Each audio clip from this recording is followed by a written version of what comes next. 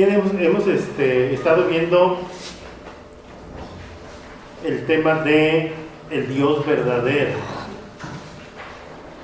dentro de esta serie de estudios que estamos haciendo acerca de en qué creemos, ¿verdad?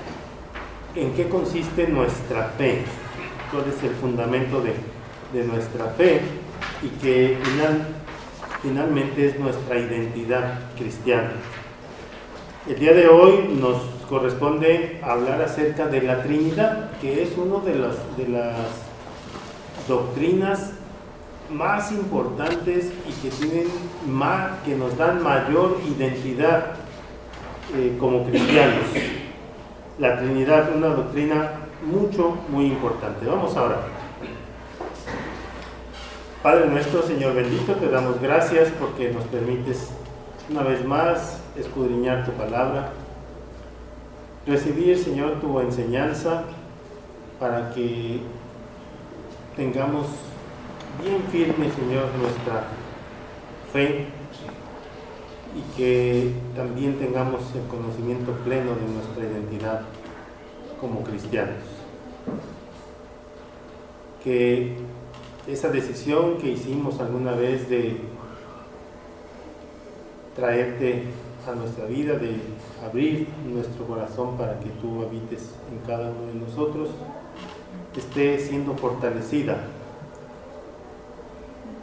a través de tu enseñanza, de tu palabra, de los testimonios, de lo que tú nos has mostrado a cada uno de nosotros.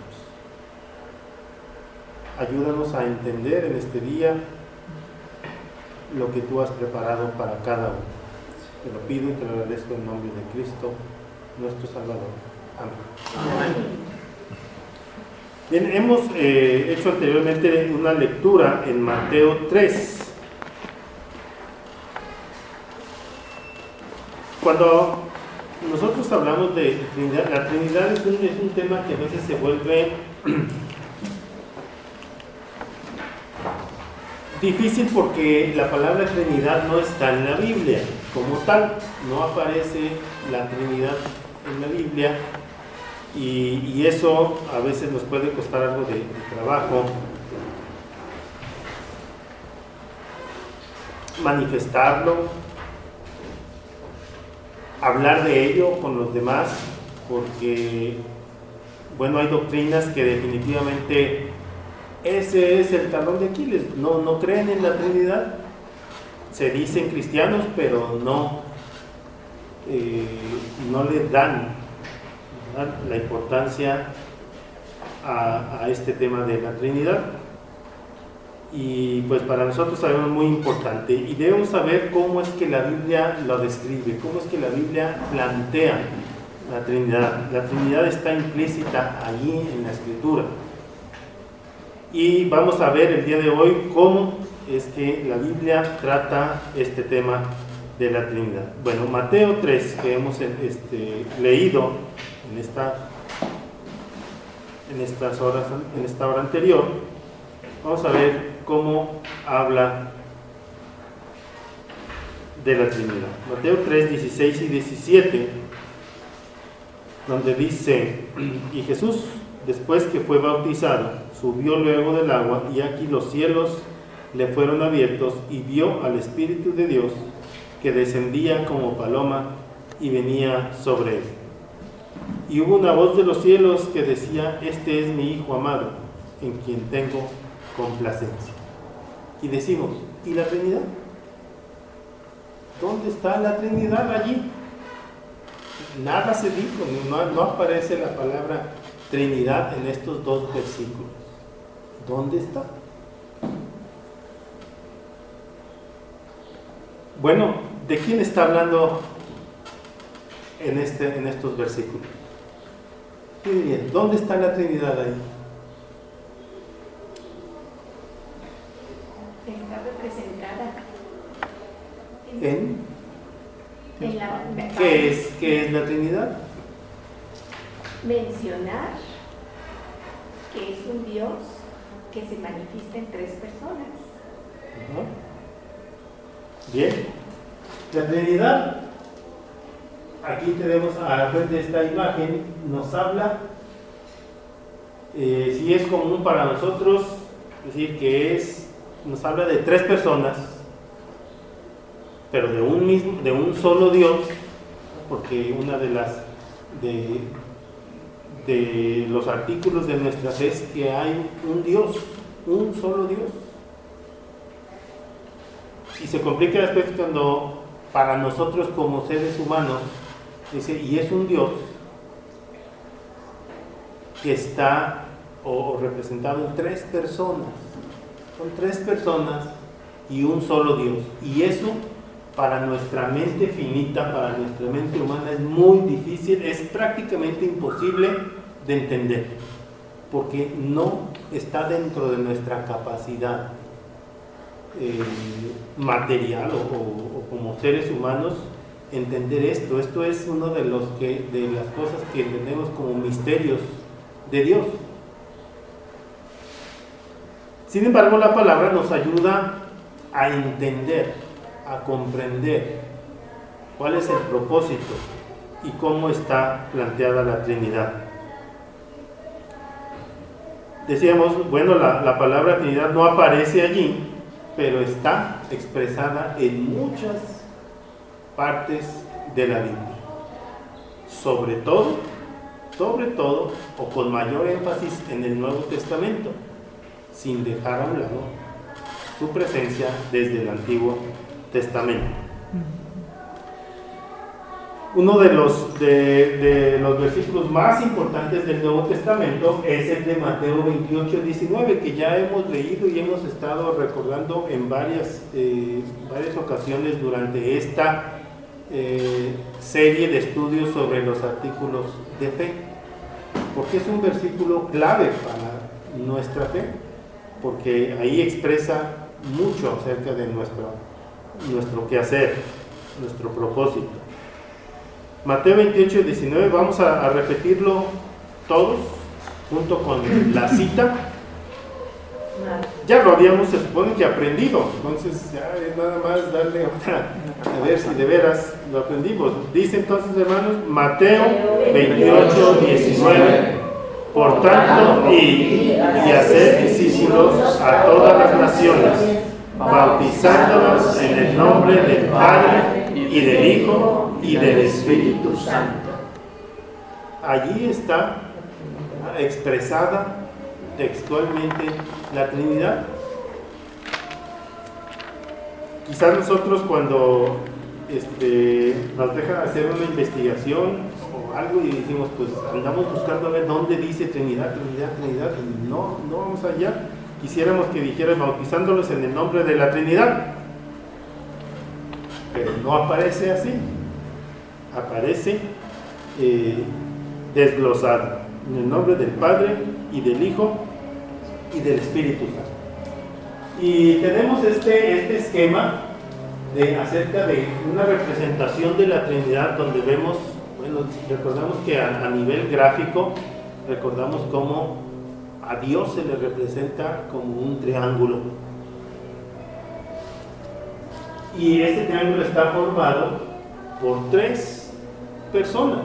En el triángulo son tres ángulos que le dan esa figura. En cada uno de sus puntas está una de las personas que componen la Trinidad, que es el Padre, el Hijo, el Espíritu Santo. Debemos entender que son tres personas, dice un solo Dios.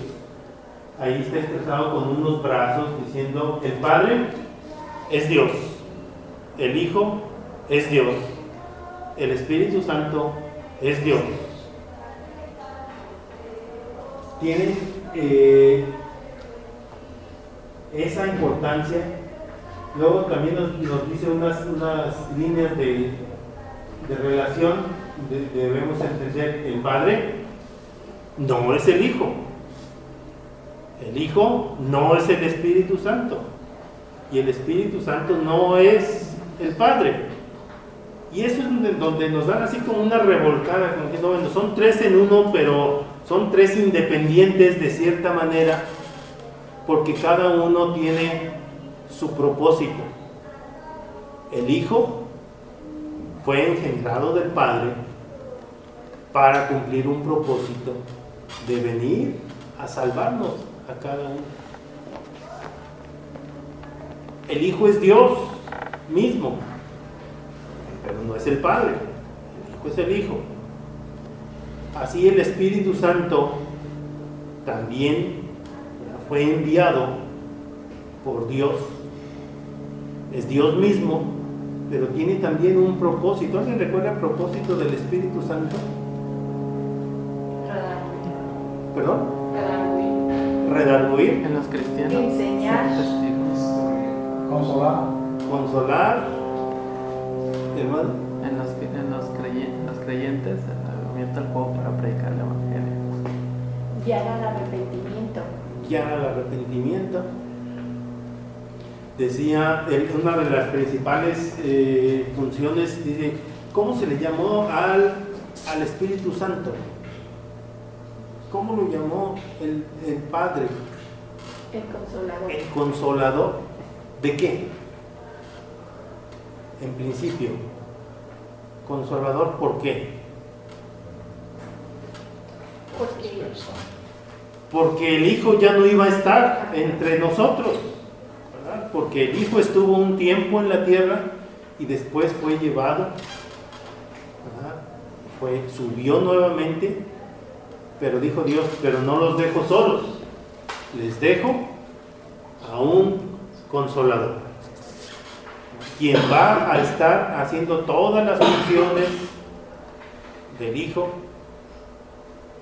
y con otra capacidad todavía diferente, porque el Hijo, el Señor Jesucristo, era un ente físico, ¿verdad? Que ahí estaba entre los seguidores, entre los discípulos, y sin embargo el Espíritu Santo está presente con todos, en todos. El Espíritu Santo está en los creyentes y nada más. El Espíritu Santo trabaja en los creyentes, trabaja con los creyentes, nada más. No, con los incrédulos. No, también con los incrédulos. La diferencia es que está en el creyente, dentro de, pero también con fuera de. el incrédulo. Porque si no fuera por el Espíritu Santo, nosotros no hubiéramos conocido al Señor.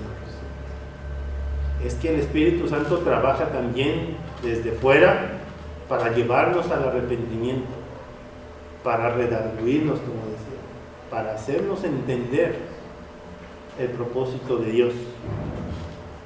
Es el Espíritu Santo trabajando con unos y con otros.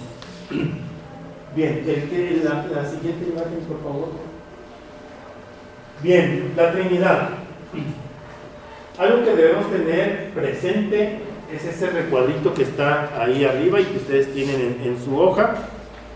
Dice, un claro conocimiento de la Trinidad solo puede provenir de la revelación cristiana. Fuera de ella hubiera sido imposible su conocimiento. Es decir, nosotros no conocemos al Espíritu Santo sino a través de Cristo.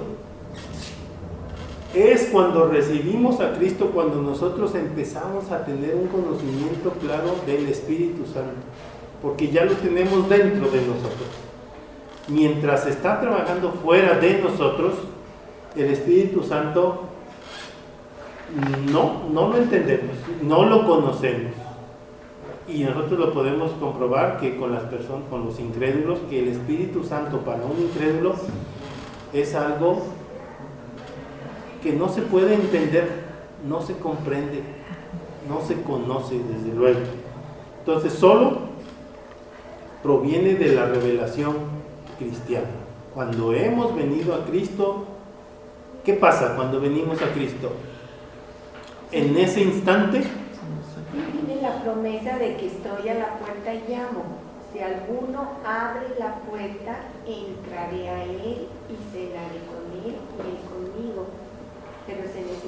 que la persona abra la puerta de su corazón. Y entonces conocemos al Espíritu Santo. Pues es como cuando vemos a algunas personas por ahí a nuestro alrededor, en nuestro entorno, y nos dice, ¿tú conoces a tal persona? Bueno, pues la he visto, trabaja conmigo, anda por ahí, pero cuando le invitamos a nuestra casa, cuando le abrimos nuestra puerta, comemos con esa persona, platicamos con la persona y entablamos una comunicación, entonces tenemos conocimiento de la persona y decimos, y yo que pensaba esto, y se derrumban muchas ideas y se construyen nuevas ideas acerca de esa persona que no conocíamos, realmente no conocíamos. Así el Espíritu Santo, solo a través de la revelación de Cristo, solo cuando hemos aceptado a Cristo y hecho a Cristo nuestro Señor, entonces el Espíritu lo empezamos a conocer. Sin esta acción es imposible conocer al Espíritu de Dios. La Trinidad, entonces, la empezamos a entender así, y está declarada por las Escrituras, no como palabra, pero sí, ¿verdad?, como una doctrina, como una parte importante de nuestra fe. ¿Dónde lo encontramos? Bueno, ya lo leímos en Mateo 3, 16 al 17, porque ahí, desde cuando el Señor fue bautizado, está implícita la Trinidad, porque habla del Padre, porque está hablando del Hijo y del Espíritu Santo. Ahí está la participación de las tres personas de Dios. También en el versículo que tenemos como clave, en Mateo 28, 19, en este mandato, en esta comisión para todos nosotros, donde nos dice que cumplamos nuestro ministerio, cumplamos el propósito de Dios en cada uno de nosotros, en el nombre del Padre, del Hijo y del Espíritu Santo.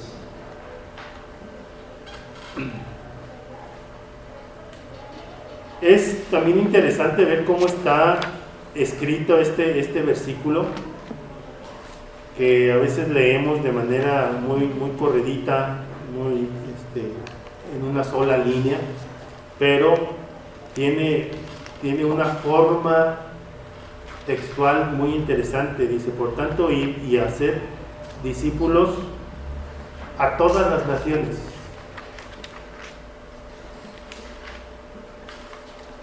Dice, te regresas a la imagen anterior, por favor. Dice, por tanto, ir y hacer discípulos a todas las naciones. Podría decir, por tanto, ir a todas las naciones y hacer discípulos. ¿Sería igual? Por tanto, ir a todas las naciones y hacer discípulos. O por tanto, ir y hacer discípulos a todas las naciones. ¿Hay diferencia? Sí. ¿No hay? Sí, Hugo. ¿Por qué sí hay Hugo? Hugo. Esaú. Porque Veo a Esaú y ya lo digo. porque la más correcta es la número 2, porque no está basada en la Biblia. O sea, no nos está invitando el Señor a que vayamos a las naciones a ser discípulos, sino que hagamos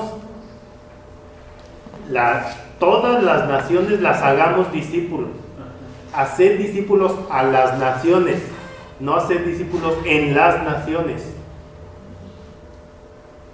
El mandato es que nuestro propósito sea hacer discípulos a las naciones enteras. A las naciones enteras, no hacer unos cuantos discípulos en las naciones. Sí hay diferencia en la forma en que está descrito. Sí la hay.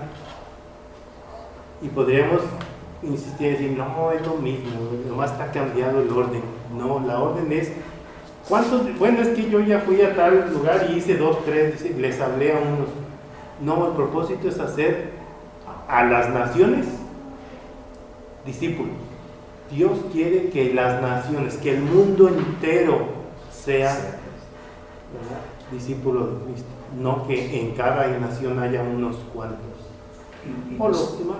Pero no va a ser posible, porque la Biblia Es que si tú pones el limitante de que no es posible, entonces vas a tener menos fruto. El propósito de Dios es que que conviertas a las naciones completas. A final de cuentas la obra no es tuya, O sea, hay que tirarle al blanco, ¿no? es de Dios. Todo. Sí, Bueno. Dios quiere que todos sean. Pero yo pongo México. Que México todo ha sido ganado por algunos, pero el otro pueblo está sumergido en la idolatría. Y ya no se puede. Pues cuando se dice a toda la nación, quiere que todo México sea salvo. como Sí, Dios sí. no va a obligarlos, No, pero tu trabajo es hacerlo. Sí. Hay un ejemplo muy burdo, yo lo escuché por un misionero compañero del Instituto Juan Nicaragua, y él estuvo en Nicaragua trabajando, conoció un lugar que se llama Puerto Cabezas, donde el cristianismo no entra por Puerto Cabezas. Y es un lugar donde el cristianismo no lo quieren y todavía se atreven a decirle al pastor, al misionero, tienes 3 días para que te salgas, y la gente va con machetes y todo. Entonces esos lugares yo creo que sí son testificados, pero ¿qué pasa? Sale este misionero y vuelve otro misionero. Entonces realmente sí hay una gran diferencia entre qué es lo que se debe hacer, pues, ir a las naciones a predicarla. Hago la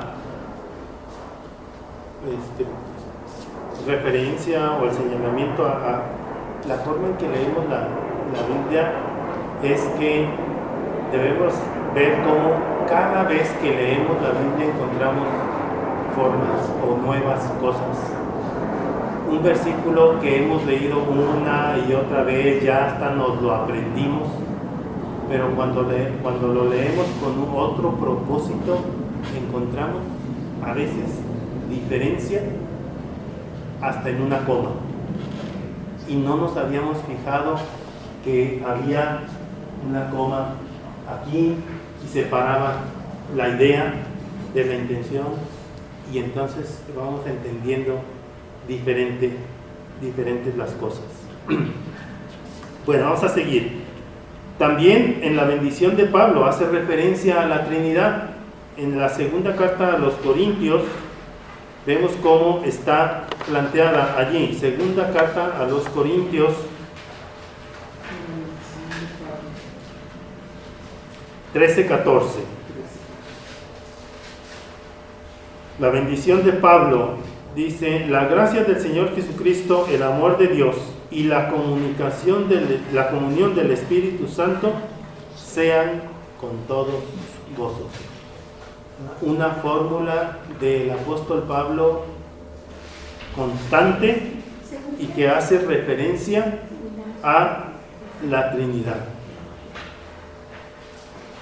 Que no es lo mismo, ¿verdad? Que no es lo mismo y no debe significar lo mismo para un creyente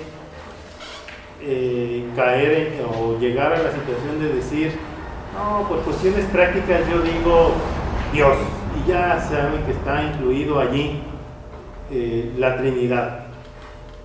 No, el apóstol Pablo no hacía esa compactación, ¿verdad? Y que Dios les bendiga y ya.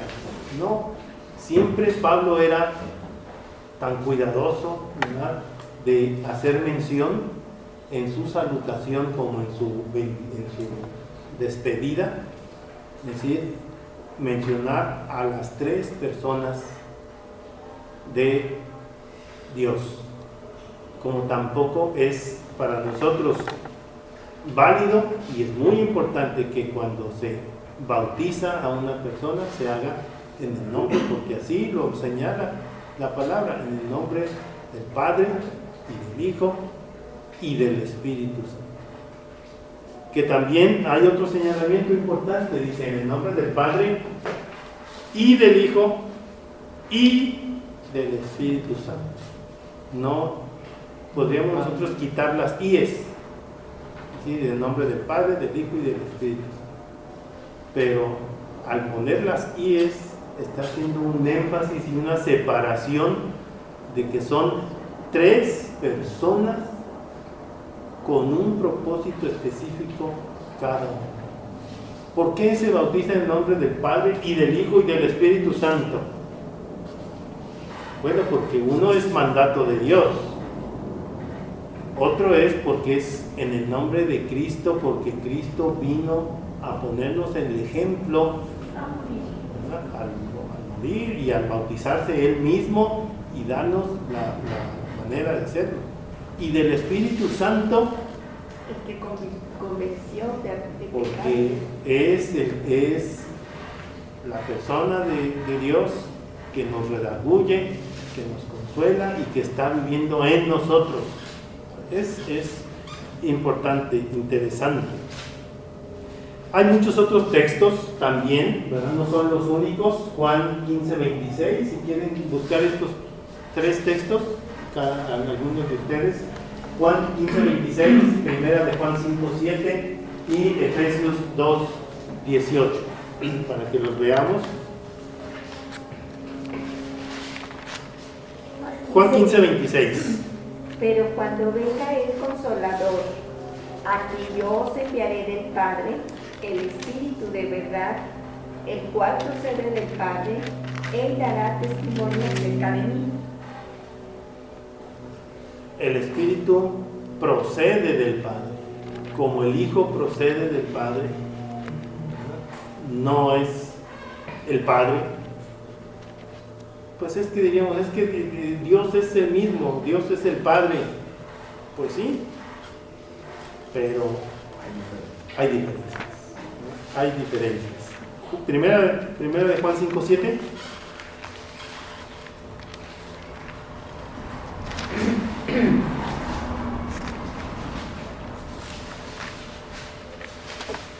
Y alguien ya tenga Efesios 18, ¿sí? Porque tres son los que dan testimonio en el cielo, el Padre, el Verbo y el Espíritu Santo. Y estos tres Son tres los que dan testimonio en el cielo. Padre, el Verbo, que es el Hijo, el Espíritu Santo, y los tres son uno. No dice la Trinidad, pero ahí está aclarado. Dios es un Dios trino. Y Efesios 2:18. Porque por medio de Él los unos y los otros tenemos entrada por un mismo Espíritu al Padre. Por medio de Él, habla de Cristo. Jesucristo. Tenemos entrada Espíritu en un mismo Espíritu y al Padre. al Padre. La Trinidad manifestada explícita allí. Bien, otro concepto de la Trinidad, el siguiente, Hugo. Hay unidad e igualdad en la Trinidad. Es que son tres personas iguales, dice aquí, y son uno solo, tienen su propia personalidad. Es que nos cuesta trabajo también, porque cuando dice personalidad, estamos pensando en la personalidad de nosotros. Cuando decimos, bueno, cada uno de nosotros como persona tenemos nuestra personalidad y nos hace diferentes entre unos y otros, con personalidad esta, personalidad así, esto, alegre, ceremonioso, serio, formal, informal, juguetón, etcétera, ¿verdad? Cada uno su personalidad. Pero no es el caso para cuando hablamos de la persona de Dios, el Espíritu, el Señor Jesucristo. Son iguales los tres. Lo que pasa es que para poder encontrar, según las interpretaciones y los estudios, las traducciones, persona es la única palabra que se puede aplicar a este concepto de la Trinidad. No hay otra palabra que se le pueda aplicar, ¿sí? Cómo está conformada la Trinidad. Pues son tres dioses. Son tres personas de un solo Dios. Las tres son uno solo, pero son tres. Las tres son iguales. No es diferente el Espíritu que el Hijo, que el Padre. Tienen la misma esencia, los tres, solo que con diferente propósito, diferente accionar en nosotros, pero son iguales. Porque si no, diríamos, no, es que a mí me gusta más tratar con el Hijo, porque el Hijo es más a mi modo, ¿verdad? El Espíritu, no, ahí está siempre sobre mí. No, o sea, son los tres iguales como personas. Hay unidad del Padre y el Hijo, vemos en Juan 10:30 y Deuteronomio 6:4. ¿Nos pueden ayudar con estas citas? Juan 10:30. Yo y el Padre uno somos. Yo y el Padre uno somos. Bueno, cuando nosotros a nivel humano decimos, pues ¿con quién iré? O sea, hay dos instancias con quien puedo ir a hablar. Pues papá y mamá, ¿verdad? Como hijos. ¿A quién le digo? ¿A quién le pido permiso? Pues sí hay diferencia, ¿verdad?, entre papá y mamá, porque cada uno es una persona diferente y cada uno tiene sus formas de, aunque son después un matrimonio, ¿verdad? Sin embargo hay diferencia entre papá y mamá. Y dices, no, pues mejor le digo a mi mamá o mejor le digo a mi papá, depende de la situación. Pero en el caso del Padre y el Hijo, dice aquí, uno son. Lo que hace, dice y resuelve uno, resuelve el otro, y no hay. Y yo tengo que hacerlo con uno y con los tres a la vez. Cuando yo hablo con Dios, lo estoy haciendo en el nombre del Señor Jesucristo, guiado por el Espíritu Santo, dirigido al Padre. Es lo mismo, es uno solo, ¿verdad? Y no hay diferencia entre los tres. Y Deuteronomio 6:4, ¿qué dice? Oye Israel, Jehová nuestro Dios, Jehová uno es. ¿Por qué dice, cuál es la diferencia entre el Antiguo Testamento y el Nuevo? Hablando de la Trinidad. Es todavía un poquito más difícil de encontrarlo o de definirlo en el Antiguo Testamento que en el Nuevo. Pero lo tenemos explicado cuando decimos, es que desde Génesis está. Desde Génesis, desde los primeros versículos de Génesis está la Trinidad implícita. Cuando dice que Dios creó. Cuando crea al hombre, hagamos al hombre a nuestra imagen. Porque está hablando, cuando habla de Dios como Jehová en el Antiguo Testamento, la palabra que utiliza para Dios, ¿cuál es? Yo soy Jehová. Elohim. Y Elohim en su lenguaje original es una palabra plural. Elohim es plural, no es Dios como nosotros entendemos en singular.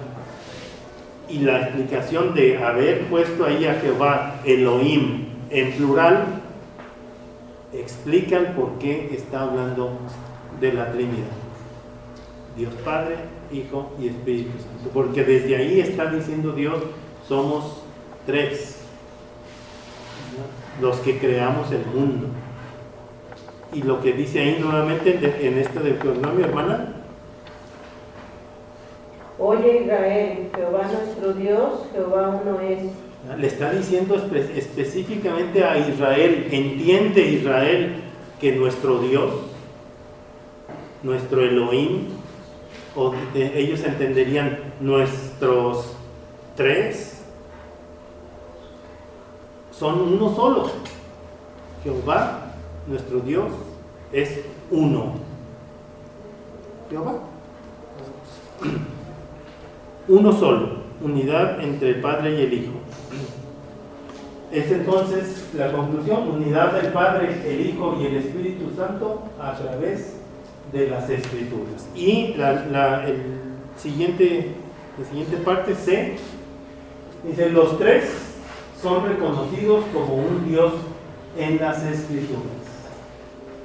Efectivamente, la Trinidad se encuentra en el Antiguo Testamento, pero está más descrita y clara en el Nuevo Testamento. Los tres son reconocidos como Dios. El Hijo es Dios, el Espíritu Santo es Dios y desde luego el Padre es Dios. El Padre es reconocido como Dios, está claro en Primera de Pedro 1:2. Si van buscando las otras citas, ¿sí las alcanzan a ver? Primera de Pedro 1:2. Elegido según la presencia de Dios Padre en santificación del Espíritu, para obedecer y ser rociados con la sangre de Jesucristo, gracia y paz os sean multiplicadas. Claro que la Trinidad está presente siempre. Siempre cumpliendo su propósito cada una de las tres personas. La elección viene del Padre, en la presencia, en el conocimiento desde siempre del Padre. La santificación del Espíritu, que el Espíritu tiene como propósito apartarnos, separarnos del mundo, hacernos diferentes al mundo, y para obedecer y ser rociados con la sangre de Jesucristo, haciendo posible, haciendo efectivo el propósito del Señor Jesucristo, que fue morir y derramar su sangre por cada uno de nosotros. Jesucristo es reconocido como Dios, nos lo expresa Juan 1:1 y también 20:28, Tito 2:13 y 1 Timoteo 3:16. ¿Nos ayuda con estas citas? Juan 1:1 dice: en el principio era el verbo era con Dios y el verbo era Dios. En el principio era el verbo. Eso quiere decir, ya desde un principio, que nosotros no entendemos cuándo fue ese principio, pero hubo un principio, ya estaba el verbo, ya era Cristo. Cristo no tiene un inicio temporal. Sí, bueno, es que Cristo nació el 25 de diciembre y de ahí para acá existe, ¿no? Desde siempre ha estado presente el Señor Jesucristo. 20:28. Entonces Tomás respondió y le dijo: Señor mío y Dios mío. Tomás le dijo al Señor Jesucristo, le reconoció como Dios, Señor mío y Dios mío. Tito 2:13. Aguardando la esperanza bienaventurada y la manifestación gloriosa de nuestro gran Dios y Salvador Jesucristo. Está hablando del Señor Jesucristo como nuestro Salvador y Dios mismo. Ahí lo está expresando, Dios y Salvador. Y primera a Timoteo 3:16. E indiscutiblemente grande es el misterio de la piedad. Dios fue manifestado en carne, justificado en el Espíritu, visto de los ángeles, predicado a los gentiles, creído en el mundo, recibido arriba en gloria. Es el Señor Jesucristo, Dios mismo. Y también el Espíritu Santo reconocido como Dios. En Hechos 5, 3 y 4 y en Génesis 1, 2. Hechos 5. Y dijo Pedro a Ananías: ¿por qué llenó Satanás tu corazón para que mintieses al Espíritu Santo y sustrajeses del precio de la heredad? Reteniéndola no se te quedaba a ti, y vendida no estaba en tu poder. ¿Por qué pusiste esto en tu corazón? No has mentido a los hombres, sino a Dios. Porque dice que ellos faltaron al Espíritu, le mintieron al Espíritu Santo, pero al mentirle al Espíritu Santo, dice, no le mintieron solo al Espíritu Santo, sino a Dios mismo, porque el Espíritu es Dios. Cuando el Señor nos habla a través de su Espíritu y nos redarguye y tendemos o queremos hacerlo a un lado o no escucharlo, decirle, no, ahorita no, ahorita déjame tranquilo, ahorita esto, pues nada más que quede entre nosotros, ¿verdad? Entre el Espíritu, ya me dijiste, pero no, vamos a dejarlo entre nosotros, no hay manera, ¿verdad? Porque el Espíritu, al tratar con el Espíritu estoy tratando con el Padre, con Dios. El Espíritu es Dios. No hay forma de decir que de esto que no se entere Dios, no, es Dios mismo. Así dice cuando Ananías y Zafira quisieron engañar, que se quedara entre ellos, ¿verdad? Entre el Espíritu y ellos, no, porque ya Dios mismo, el Espíritu es Dios mismo. Y Génesis 1:2.